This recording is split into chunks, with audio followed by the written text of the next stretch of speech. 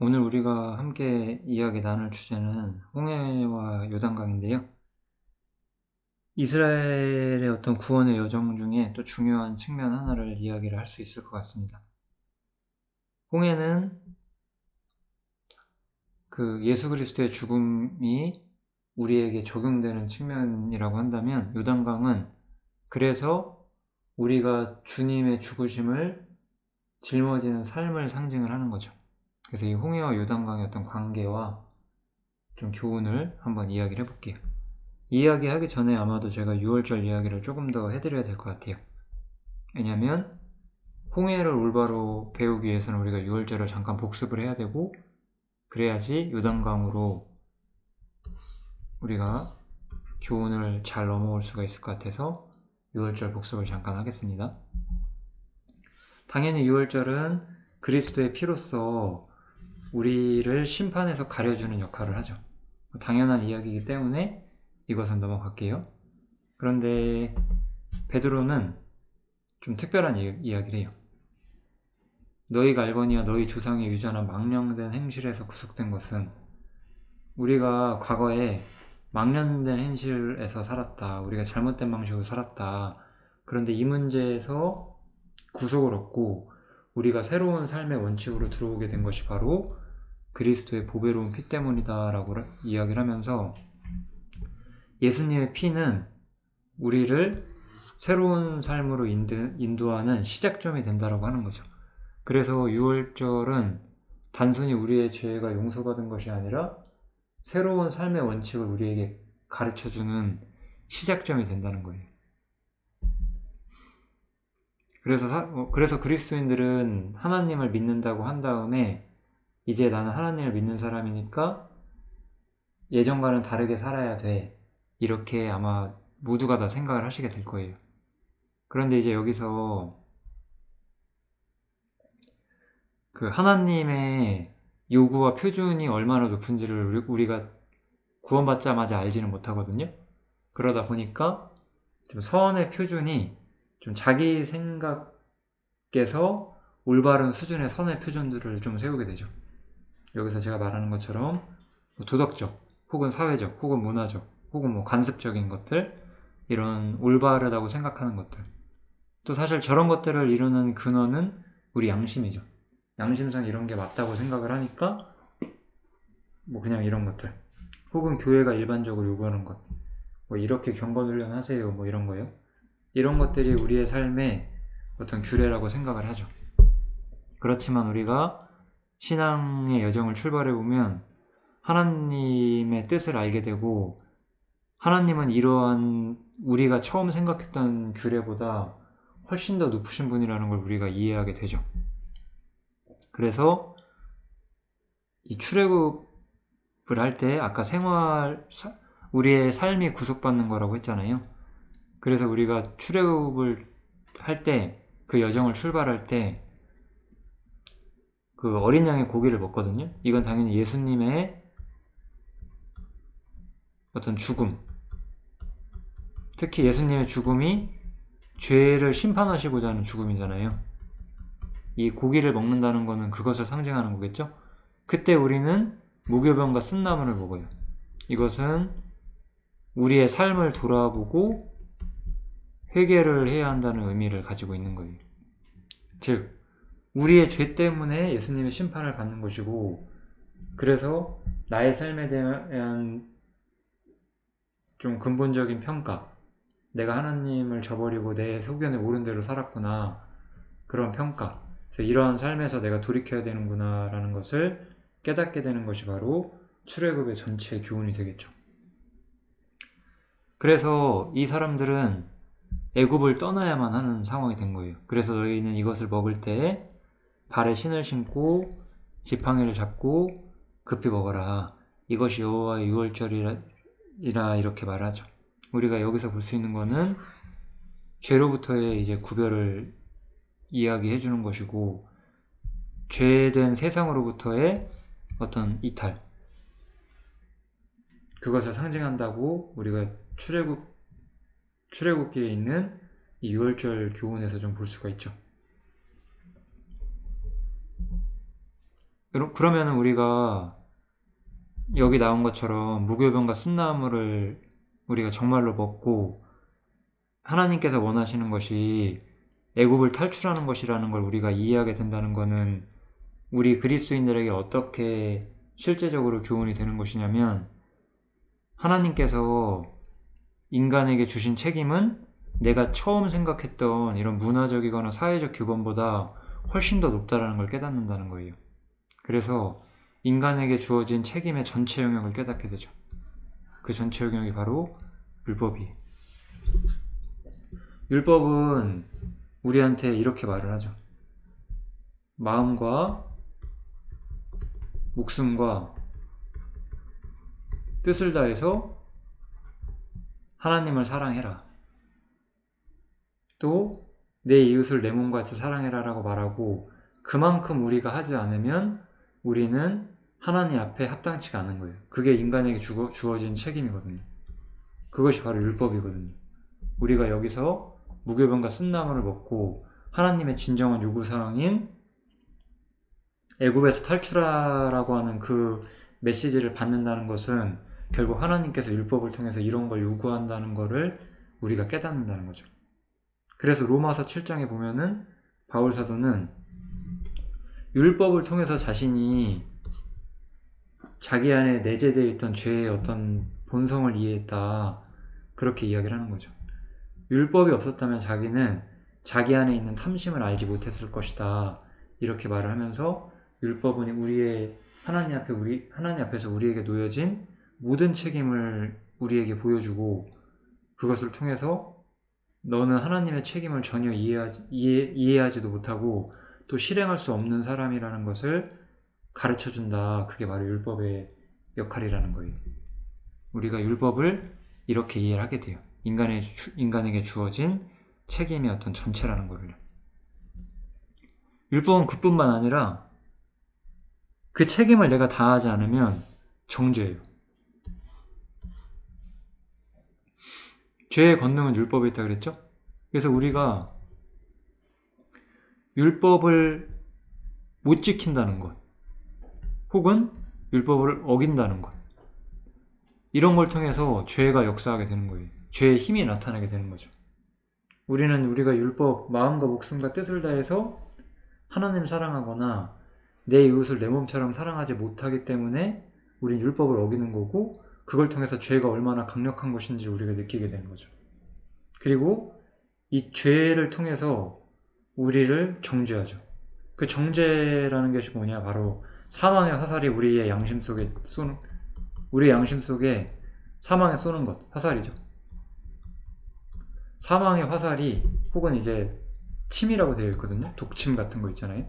그래서 그 사망의 독침이 우리 양심을 찔러요. 너가 임마 이렇게 하나님 율법을 안 지키는데 네가 과연 하나님 앞에 올바르다고 할 수 있어? 이렇게 우리를 찔러요. 그래서 의문, 율법을 말하는 또 다른 표현이죠. 의문은 죽이는 것이다, 이렇게도 또 이야기를 하는 거예요. 그래서 율법은 정죄의 권능을 가지고 있어요. 우리가 출애굽이 가진 진정한 권능을 이해한다는 것, 출애굽이 가진 진정한 교훈을 이해한다는 것, 유월절이 우리에게 의미하는 게 무엇인지를 이해한다는 것은 이 부분을 아마 이해하게 되는 시점이 같이 오는 거죠. 그러니까 이런 상황을 또 다시 우리가 구약 성경에 있는 장면을 보면은, 아까 율법이 사망의 화살, 사망의 독침이 돼서 우리의 양심을 찔렀잖아요. 그리고 의문은 죽이는 것이죠. 그래서 바로가 뒤에 쫓아오니까 이스라엘 자손이 심히 두려워하는 거예요. 왜냐하면 이 바로는 그 세상의 권세를 상징을 하고 또 사단을 상징하고,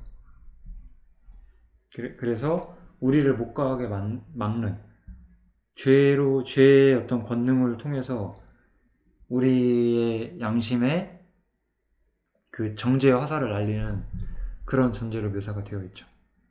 그래서 우리는 때로는 이렇게 참혹한 말을 할 때도 있어요. 아, 이렇게 하나님 섬기는 게 어렵고 이렇게 살 바에 차라리 하나님 모르고 사는 게 낫지 않았나? 이런 망령된 소리를 하기도 하죠. 혹은 야, 이렇게 하나님 앞에서 올바로 사는 게 어려우면 그 누가복음 예를 많이 들죠. 그 예수님 옆에 있는 강도처럼 죽기 전에 예수님 만났으면 얼마나 좋았을까, 이런 정신 빠진 소리를 하기도 하죠. 근데 이해는 해요. 그만큼 이 율법의 권능이 나에게 느껴지는 날은 나에게 진짜 너무나 큰 정죄의 고통을 안겨주니까요.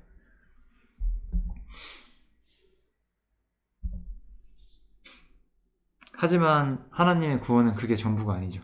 우리가 유월절 이러한 문제에서 홍해를 통해서 우리가 이 권세로부터 해방받는 역사도 제가 이미 말씀을 드렸던 것 같아요. 이스라엘을 통한 구원의 여정에서 이제 제가 뭐 유월절과 홍해인가 그런 이야기를 했었던 것 같은데, 그 홍해에 관한 이야기를 자세히 보시면 제가 우리가 죄와 세상의 권세로부터 해방되는 이야기를 제가 많이 해드렸던 것 같아요. 여기서는 뭐 길게 이야기를 하진 않을 거예요. 그래서 이러한 문제에서 해방받는 것은 결국 우리가 율법에서 배우는 것은 아까 본 것처럼 인간의 책임 문제였어요. 내가 책임이라는 측면에서 하나님이 원하시는 게 무엇인지를 생각을 하면 나는 정죄만을 받게 되는 거예요. 여기서 그럼 하나님께서 원하시는 해결책은 뭐냐? 내가 이 문제를 이 하나님 앞에 완전이라는 문제, 이 책임을 너희의 책임으로 두지 않을 것이다 라고 말하는 거죠. 내가 직접 하나님께서 직접 해결하실 것이다. 사실 이렇게 말하는 거죠. 그래서 너희는 더 이상 이러한 문제에서 스스로 자신들이 이 문제 해결할 수 있다고 생각하지 말고, 두려워 말고 가만히 서서 오늘날 너희를 위하여 행하시는 구원을 보아라 라고 말하는 거죠. 너희가 오늘 본 애굽 사람을 또다시 영원히 보지 못할 것이다. 여호와께서 너희를 위하여 싸우시리니 너희는 가만히 있을지니라, 이렇게 주님 말씀을 해주세요. 그럼 어떻게 우리가 이 책임의 문제로부터 해방이 되었죠? 내가 한 일이 아무것도 없어요. 성경은 뭐라고 말해요? 우리가 주님을 믿을 때 예수님과 합하여 세례를 받았고, 즉 그의 죽으심과 합하여 세례를 받았기 때문에 나는 주님과 함께 같이 죽었다라고 성경은 선언을 하고 하나님께서 이것을 선언하신 거죠. 우리는 살아있다라면은 인간에게 주어진, 우리가 살아있으면 바로 우리는 인간이기 때문에 인간에게 책임으로서 율법이 주어지게 돼요. 어떻게 해결하신다고요? 죽음을 통해서요. 죽은 자는 하나님 앞에 더 이상 요구를 받지 않는 거예요. 그리고 이제 나는 주님과 함께 죽었을 뿐만 아니라 주님과 함께 부활을 해서 새로운 위치에 들어왔죠. 그래서 주님과 나의 어떤 입장이 완전히 바뀌게 돼요. 이제 나는 하나님 앞에서 책임 아래에 있는 사람이 아니라 이제 주님과 함께 동역하는 위치로, 하나님의 모든 기업을 상속받는 위치로 우리가 함께 들어가게 되는 거죠. 여기까지가 이제 유월절과 홍해에서 제가 드렸던 이야기들을 요약을 한 거예요. 그럼 잠깐 정리를 해보면, 여기를 이제 홍해라고 한번 생각을 해봅시다. 그럼 이제 홍해를 건너기 전과 후, 여기를 전이라고 하고 여기를 후라고 할게요. 그럼 홍해를 건너기 전에 우리는 먼저 뭘 했죠? 우리는 유월절 사건을 경험을 하게 돼요. 유월절 사건을 경험하게 되면 이제 하나님 앞에서 진정한 책임을 느껴요. 왜냐하면 이 홍해 앞이라는 거는 어떤 의미냐면, 그러니까 홍해를 건너기 전이라는 거는 결국 전과 후에서 우리가 가장 중요하게 생각해야 되는 것은 하나님이 우리에게 어떤 분이시냐는 거예요. 하나님께서, 똑같이 여기도 하나님께서 우리에게 어떤 분이 되시느냐는 거죠. 우리는 유월절에서 뭘 배워요? 하나님은 죄인을 심판하는 존재고, 우리는 유월절에서 하나님이 나를 심판하는 대신에 예수님을 십자가에 못 박는 방식으로 심판을 하셔서 내가 심판을 안 받는다는 걸 배우잖아요. 중요한 것은 여기서 똑같이 우리가 말할 수 있는 것은 하나님은 여기서 심판자로 우리한테 인식이 된다는 거예요. 심판자니까 우리는 하나님을 심판자로 보니까 우리는 아직도 우리 안에 책임이 있다라고 생각을 하는 거죠. 책임이 있으면 우리는 이 책임을 준수하지 못하죠. 왜냐하면 이 책임은 내 양심이라는 수준이 아니라 하나님의 아주 공의롭고 높은 율법이 우리의 책임의 수준을 정해주기 때문에 우리는 전혀 이 책임을 준수하지를 못하잖아요. 그럼 이제 우리에게 뭐가 오죠? 정죄가 오는 거예요. 물론 유월절을 내가 경험했기 때문에 내가 심판을 받지 않는다는 건 믿어요. 그런데도 나는 계속해서 정죄를 받아요. 심판은 우리가 실제로 사법적으로 형벌을 받는 것이고, 정죄는 그렇진 않지만 양심에 너가 이렇게 살아도 되는 것이냐라고 양심에 들어오는 책망이 정죄죠. 즉 우리는 홍해를 건너기 전까지, 해방을 이해하기 전까지, 그래서 우리가 해방이 중요한 거예요. 해방을 이해하기 전까지는 하나님을 계속해서 심판자로만 이해하고 있어요. 그러니까 성경에 있는 모든 요구는 나에게 다 거룩한 심판자가 나에게 요구하고, 내가 그걸 못하면 심판자인 하나님이 나를 정죄한다고 생각을 하기 때문에 양심에 큰 가책을 느끼고 뭔가 신앙생활이 더 답답하고 힘들게 느껴지는 케이스가 많죠. 근데 이렇게 우리가 책임 아래 있으면 우리는 절대 이 문제를 해결할 수 없잖아요. 그래서 주님은 이 책임으로부터 우리를 어떻게 해결해요? 일로 옮기시는 거죠. 옮기려면 뭐가 필요해요? 물을 지나가야 되잖아요. 죽음이죠. 그래서 내가 그리스도와 함께 죽었다라고 말을 하는 거예요. 내가 그리스도와 함께 죽음으로써 나는 더 이상 책임의 자리에 있지 않고 정죄의 자리에 있지 않고 새로운 위치로 내가 넘어갔다는 것을 성경에서 우리에게 가르쳐 주는 거죠. 여기까지가 이제 홍해에 대한 우리의 입장이 되겠죠. 그런데 이렇게 우리가 홍해를 건너게 되면 여기는 이제 광야라는 곳이잖아요. 이제 하나님은 더 이상 심판자가 아니에요. 이제 하나님은 나와 함께 하시는 이제 나의 하나님이 된 거죠. 그래서 이제 우리는 새로운 입장에서 하나님을 보게 돼요. 그래서 출애굽기 15장 홍해를 건너자마자 이런 노래가 나와요.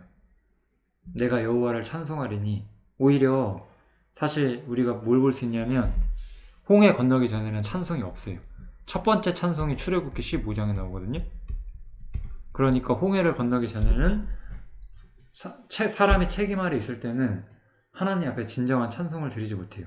우리가 유월절을 통해서 내가 심판받지 않기 때문에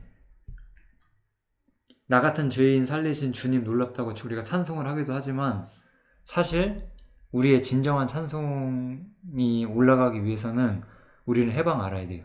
성경에 있는 첫 번째 찬송은 출애굽기 15장에 나오니까 그때 이제 찬송은 메시지가 많이 바뀌죠. 나 같은 죄인 살리신 주님 놀랍다 이런 것이 아니라, 그거는 그냥 죄인을 구원하시는 하나님에 대한 찬양이잖아요. 여기서의 찬양은 느낌이 완전 달라요. 뭐냐, 주님과 내가 실제적으로 연결되기 시작해요. 이때는 홍해를 통과하기 전에는 주님과 내가 너무 멀어요. 하나님은 심판자고 나는 여기서 책임 속에 있어요. 나는 여기 있어요. 그러니까 하나님과 나는 너무 멀어서 사실 하나님이 나를 지옥에 안 보낸다는 거 말고는 하나님과 나는 사실 전혀 관계를 맺지 못하거든요. 근데 이제 우리는 출애굽에서 뭘 볼 수 있어요? 출애굽하면 광야에 이스라엘이 있고 성막이 여기 있으면서 이 성막이 하나님의 임재를 상징하잖아요. 그러니까 하나님과 사람이 함께하는 것을 상징하는 거죠. 그래서 이제 나의 하나님이라고 하나님에 대한 우리의 입장, 이해가 바뀐다고 제가 설명을 한 거예요. 그래서 여기서 어떻게 설명해요? 여호와는 나의 힘이시다, 나의 노래시다, 나의 구원이시다 이렇게 말을 하죠. 하나님은 나의 힘이 되고 나의 노래가 되고 나의 구원이 된다라고 말하면서 이제 하나님은 멀리 계신 하나님이 아니라 나와 함께하는 하나님이라고 이해를 하게 돼요. 엄청난 사실 하나님에 대한 인식 변화가 발생하게 되는 거죠. 해방은 그래서 너무나 중요합니다. 이제 우리는 홍해를 통과해서 광야로 들어오게 됐어요. 이제 광야에서 우리는 새로운 삶의 원칙을 배우게 되죠. 광야에서 어떤 일이 발생을 하냐면, 이제 이들은 여호와가 자신의 힘이고 노래고 구원이라고 노래까지 하고 여호와를 그렇게 찬양했는데, 광야에서 사흘 길을 행했는데 물을 못 얻었어요. 그랬더니 이제 원망이 시작이 됐고, 또 어느 곳에 가서 물을 얻었는데 물이 써서 마실 수가 없었어요. 그래서 그 지역을 말하라고 하면서 주님을 원망을 하죠. 이것이 이제 우리한테 알려주는 것은 무엇이냐? 그것은 광야가 바로 육신과 자아를 배우는 장소라는 것을 우리한테 알려주고자 하는 거예요. 저 마라의 쓴물이 우리한테 말해주는 핵심은 무엇이냐면, 이제 세상이 우리한테 어떤 곳이냐는 거예요. 세상은 예전에 나에게 기쁨이라든가 뭐 등등등 뭐 많은 것들을 나에게 주는 공간이었어요. 세상은 나에게 어떤 내가 필요로 하는 모든 자원들, 뭐 행복이라든지요, 뭐 친구를 만난다든지 뭐 아무튼 이런저런 일들로 행복도 느끼고 기쁨도 느끼고 보람도 느끼고 뭐 일종의 자기 만족도 느끼고 이런 곳이 바로 광야였다는 거예요. 그래서 베드로는 자신이 하나님께 정말 열심 있는 사람으로서 자신에 대한 육신에 대한 자신감과 자아가 있었어요. 그래서 이 사람은 나는 진인감에 죽을 수도 있고 옥에도 들어가서 감옥에도 갈 수 있습니다. 이렇게 자신에 대한 그런 걸로 가득했죠. 이런 것들은 되게 종교적이고 신실한 듯 보이지만 하나님 앞에서 처리되지 않으면 이런 것도 역시 육신과 자아라는 거예요. 성경에서는 꼭 하나님 없이 세상으로 가는 게 육신과 자아가 아니에요. 성경은 하나님 말고 다른 것을 통해서 우리가 무언가를 공급받는 것을 전부 다 세상이라고 봐요. 하나님만이 나의 유일한 자원이 되는 것? 이게 바로 홍해를 통과한 사람으로서 우리가 진정한 하나님에 대한 이해와 세상에서 우리의 삶을 이해하는 관점이에요. 그런데 우리는 예전에 살았던 그게 있어서 여전히 세상이 나에게 이런 것들을 준다라고 착각을 하는 거죠. 물론 이제 율법이라든지 어떤 규범에 의해서 이런 것들을 안 해야 된다고 억지로 생각하시고 있을지도 모르지만 어쨌든 중요한 거는 나의 그런 자원들이 세상에 있다라고 생각을 하는 거예요. 하다못해 그 자원들은 세상적인 것뿐만 아니라 종교적인 것에서도 내가 이렇게 주님을 위해서 살든지 죽든지 하는 열정이 있고, 베드로는 사실 그러니까 하나님을 향한, 주님을 향한 자신의 열정에 스스로 만족하고 있는 그런 상태였던 거죠. 베드로를 제가 좀 예로 들어서 설명을 했을 뿐이고, 제가 말씀드리고 싶은 건 결국 이거예요. 모든 자원들, 세상에 있는 모든 자원들을 인간이 누리고 거기서를 통해서 행복을 누리려고 했는데, 사실 광야에서 우리가 배우고자 하는 것은 하나님이 나의 유일한 자원이고 유일한 위로라는 거예요. 그러니까 옛날 이 사람들이 애굽에 살면서 맛보던 것들이 광야에는 아무것도 없는 거예요. 광야는 뭐예요? 광야예요, 광야. 아무것도 없어요. 아무것도 없는 공간이에요. 애굽에 있었던 많은 것들이 없는 거예요. 우리가 하나님을 알기 전에 세상에 살면서 우리가 당연히 쉽게 누렸던 것들, 그런 것들이 아무것도 없는 거예요. 그게 이제 광야에서 우리의 문제가 되는 거죠. 그러니까 우리는 사실 높은 삶의 규범이 어느 정도 뒷받침돼야 이런 것들이 이해를 좀 하게 되죠. 광야는 아무것도 없는 곳이거든요. 그러니까 우리가 광야가 어떤 곳인지를 정확히 이해하려면 광야는 아무것도 없는 곳이라는 걸 이해해야 되는 거예요. 그 이 아무것도 없는 곳에서 우리의 육신과 자아는 쓴맛을 느끼는 거죠. 내가 세상에서 무언가를 끌어다가 나의 기쁨과 나의 자랑으로 삼았는데 광야엔 아무것도 없으니까. 내가 자랑하고 내가 자부심 갖고 내가 즐거워하고 그랬던 아무것도 없으니까 그런 게 쓴 거였죠. 하나님 나의 유일한 자원인 것을 배워야 하는 공간이니까요. 그래서 모세는 여호와께 부르짖었고 주님께서는 한 나무를 지시하셔서, 이 나무는 사실 십자가를 상징하는 거죠. 십자가가 물에 들어가니까 물이 달아져요. 즉 물은 인간의 필요를 상징하는 거잖아요. 인간의 필요와 만족을 상징을 해요. 그러니까 이제 광야에 나온 사람은 어디서 필요와 만족을 느끼죠? 오직 주님을 통해서만, 주님의 십자가를 통해서만 필요와 만족을 느낀다는 거예요. 그게 우리가 광야에서 우리가 배우는 최상의 훈련이에요. 광야는 뭘 우리한테 가르쳐주냐? 우리에게 진정 필요한 것은 오직 주님뿐이라는 걸 이해시키는 그런 장소가 바로 광야라는 거죠. 그리고 이것이 마라의 쓴물에서 우리가 배우는 아주 중요한 교훈 중에 하나라고 보실 수가 있습니다. 이렇게 광야가 우리한테 진정 우리에게 필요한 것은 하나님뿐이라는 것을 이해하는 공간이 된다면 이제 우린 여기서 요단강으로 한 번 더 가보려고 해요.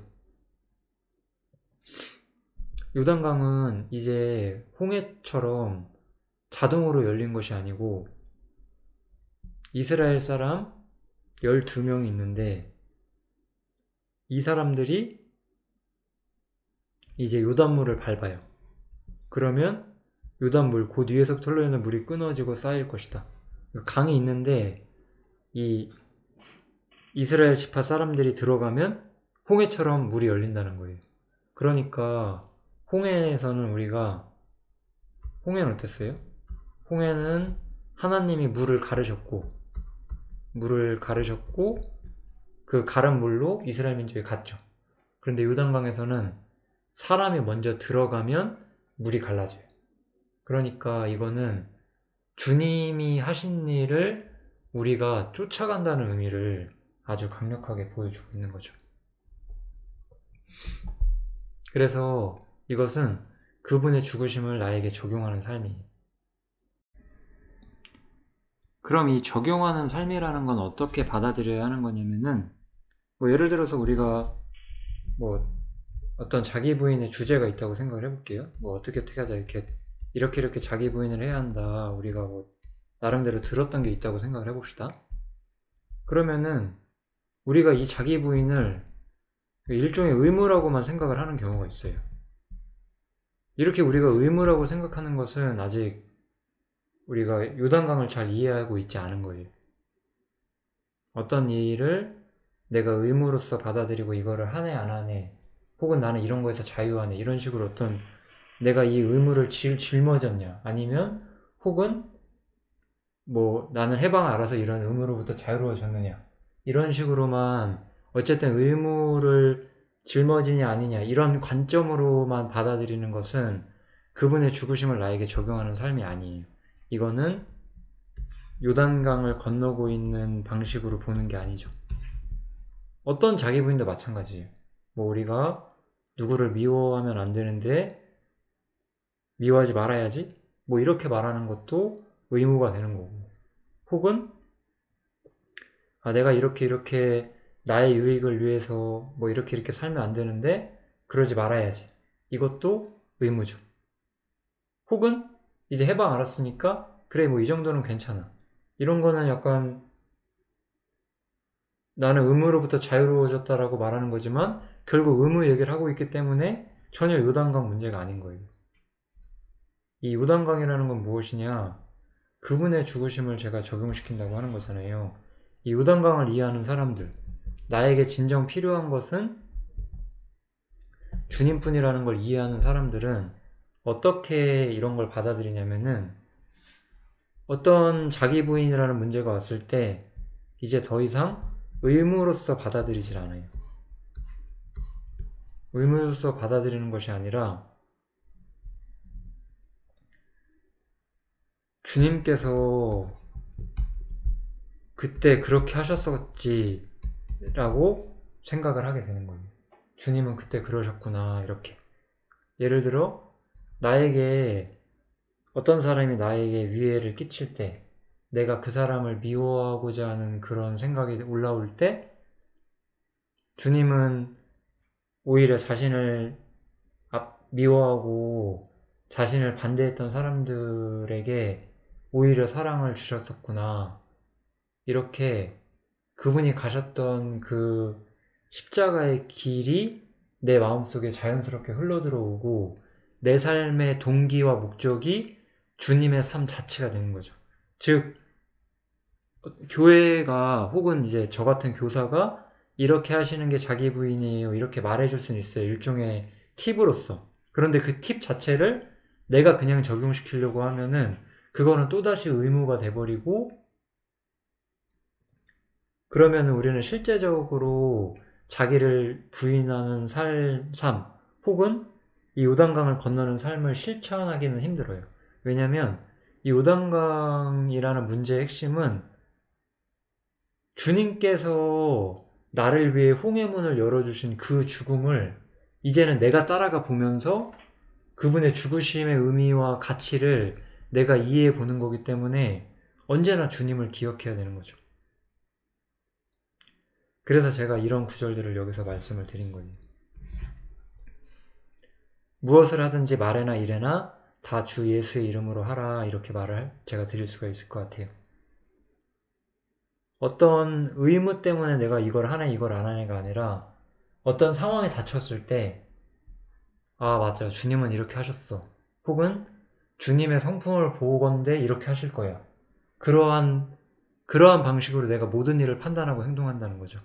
나의 삶의 어떤 동기, 기준 이런 것들이 오로지 주님이 된다는 거죠. 그렇게 오로지 나의 삶의 동기와 기준이 오로지 주님이 되면서 주님이라면 이때 이렇게 하지 않으시겠지. 주님이라면 이때 이렇게 하시겠지. 그러한 그분의 마음을 내가 자연스럽게 흘러가는 대로 쫓아감으로써 요단강이 우리한테 실현이 된다고 할 수가 있는 거죠. 그래서 제가 요단강에 대해서 말씀드리고 싶은 거는 어떤 법이 아니라는 거예요. 우리한테 자기 부인이 또 다른 법이 될 때 아직 그분은 해방에 대해서 혹은 요단강에 대해서 아직 배울 것이 남아있다는 뜻이 되는 거죠. 요단강이라는 것은 주님이 십자가, 우리가 주님이 지신 십자가 있잖아요. 주님이 지신 십자가에서 우리는 홍해를 보는 거예요. 아까 우리가 본 것처럼 주님이 지신 십자가에서 홍해를 보고 이 십자가를 짊어진 주님의 삶을 이제 내가 이 삶을 바라봐요. 이 삶을 바라보고 이제 나의 인생에서 이분의 삶의 방식을 내 삶에 적용시킨다는 거죠. 이런 식으로 이해를 해주시면 좋을 것 같아요. 이게 바로 요단강입니다. 그래서 나는 이런 거 해야 돼. 이렇게 자기 부인해야 돼. 이렇게 단순히 법이 아니라 주님이라면 이러실 것이다.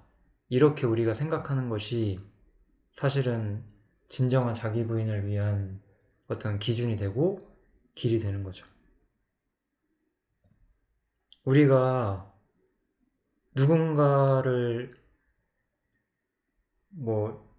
누군가 어떤 인간적으로 불편함을 겪을 때 주님이라면 저 사람한테 어떻게 하셨을까를 생각하면서 그분이 얼마나 자비로운 분이신지를 그 감미로움을 느끼면서 그 사람에게 우리가 대할 수 있다면 우리는 자기 부인을 요단강을 밟는 감각 속에서 해나가는 게 되는 거예요.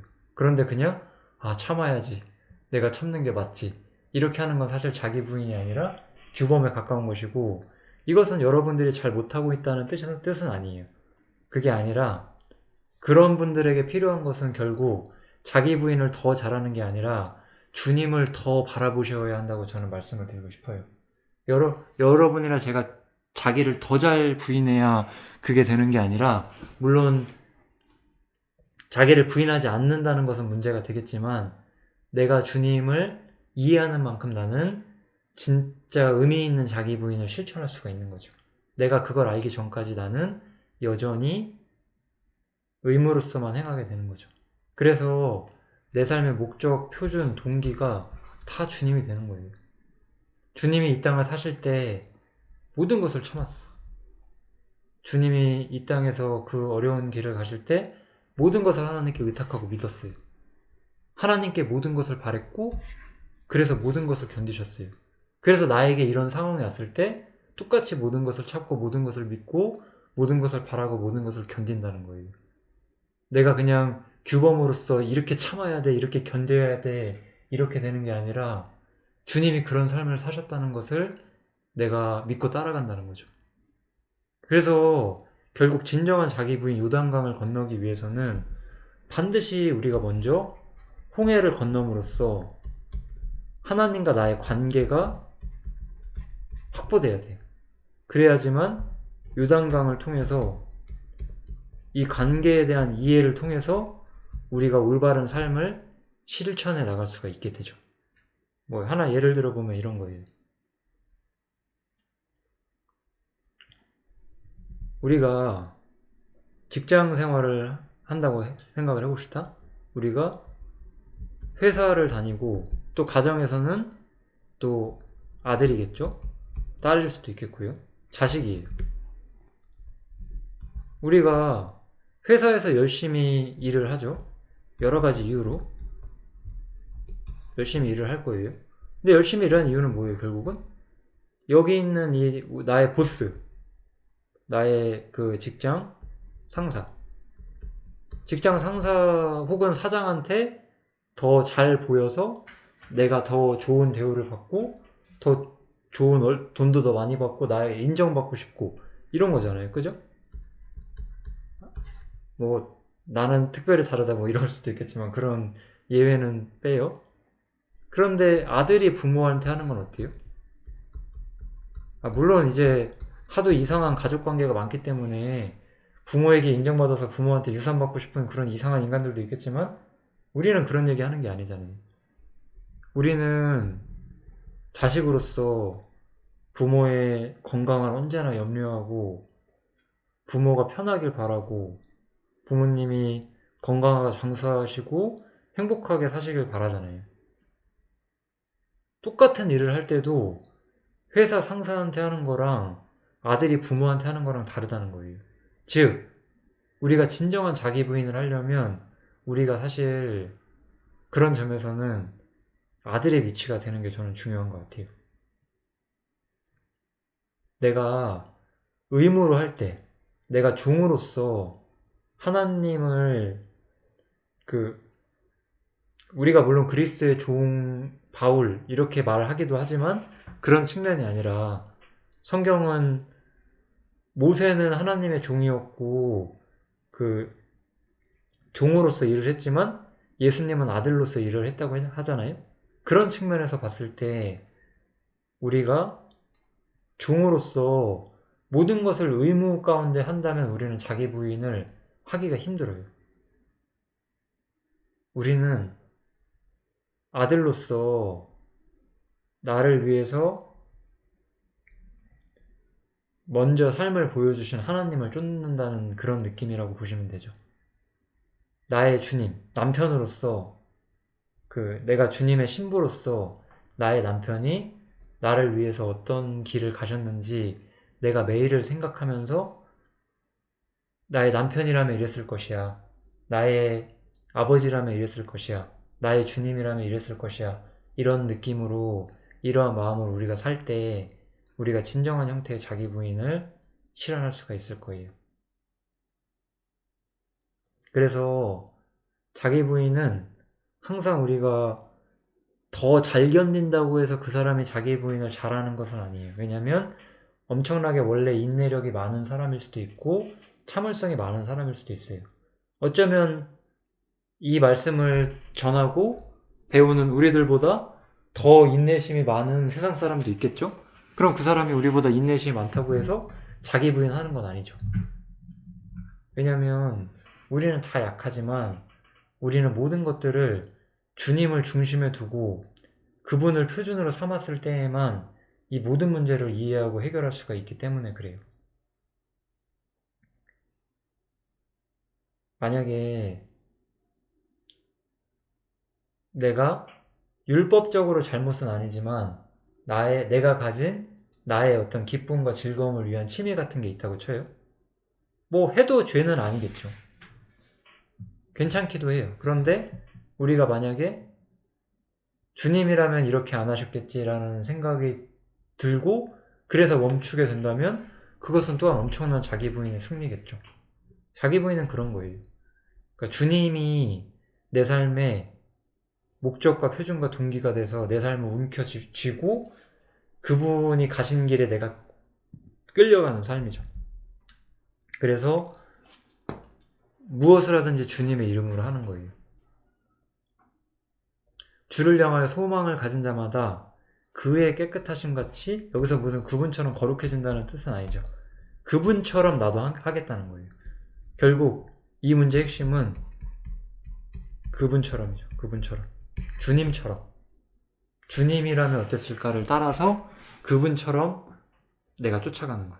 특히 그분의 완전한 인성, 절대 죄를 지으실 수 없는 그분의 신성이 아니라 십자가를 짊어지기 위해서 자신을 희생하러 이 땅에 오신 그러한 그분의 삶을 우리가 묵상하고 그분처럼 우리가 따라가고자 할 때 그것이 진짜 우리 삶에서 요단강을 밟는 경험이 되는 거예요. 내 삶의 모든 동기가 주님이 되어주시는 거죠. 우리가 이런 신앙을 갈 때 우리는 에베소서에 나오는 모든 이야기들을 이해할 수가 있어요. 우리의 씨름은 혈과 육에 대한 것이 아니요 정사와 권세와 이 어두움의 세상 주관자들과 하늘에 있는 영들에게 대한 것들인데 이것들이 바로 무엇이냐? 우리가 구약 성경을 예로 들면 블레셋과의 전투죠. 블레셋은 여호수아에서 이스라엘이 가나안 땅에서 맞서게 되는 민족이죠. 그래서 여호수아가 이제 가나안 땅에 들어가서 뭘 하죠? 할례를 해요. 할례는 뭐였어요? 할례는 우리 육신을 죽음에 넘겨준다는 뜻이에요. 즉 자기 부인이죠.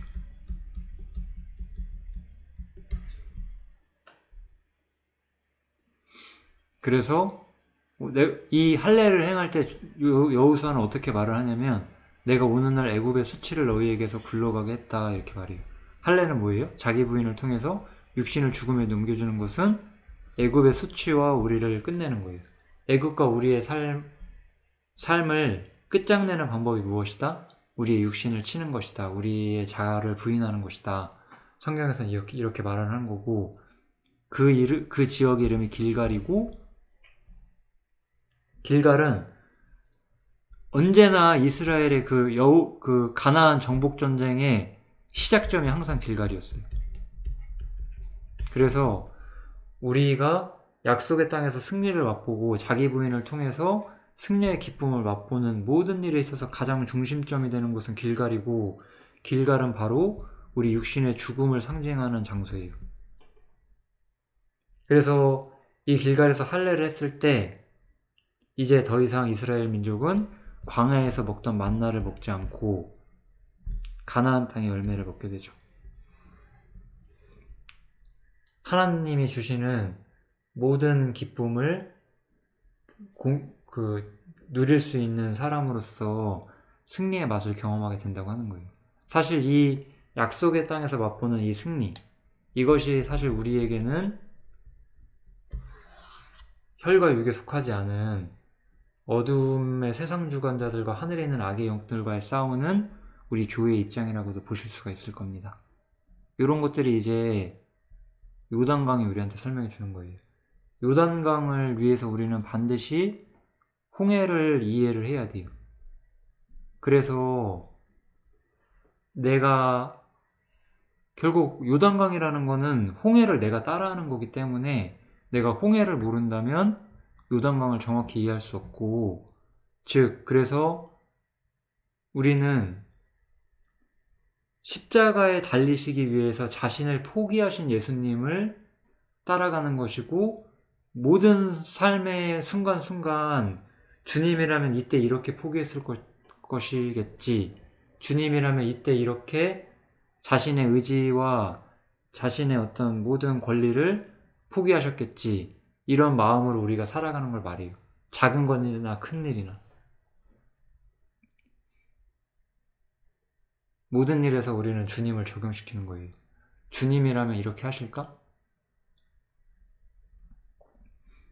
주님이라면 내가 나를 위해 이렇게 무언가를 하는 것처럼 주님께서는 자신을 위해서 이렇게 하셨나? 이거죠. 예를 들어서 우리가 마지막으로 나를 위해서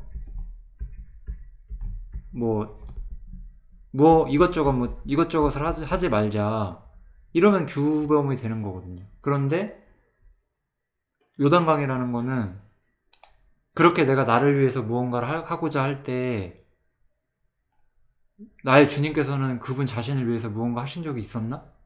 그런 생각이 나에게 사무치게 들어오면 나는 그런 행동이 멈춰지게 되고, 그런 것이 우리가 실제적인 자기 부인을 하는 그런 모습이 되죠.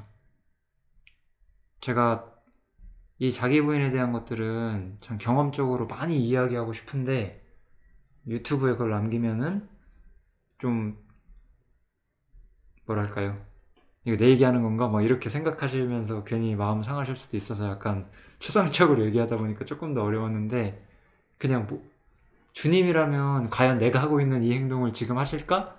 그런 생각을 하는 것이 우리가 자기 부인을 실천하는 하나의 방법이다, 이렇게 생각하시면 좋겠습니다. 좀 어려운 주제일 수 있는데 분명히 우리는 홍해와 요단강을 다 이해하실 수 있는 사람들이 될 거예요. 그런 날을 기대해 보겠습니다. 감사합니다.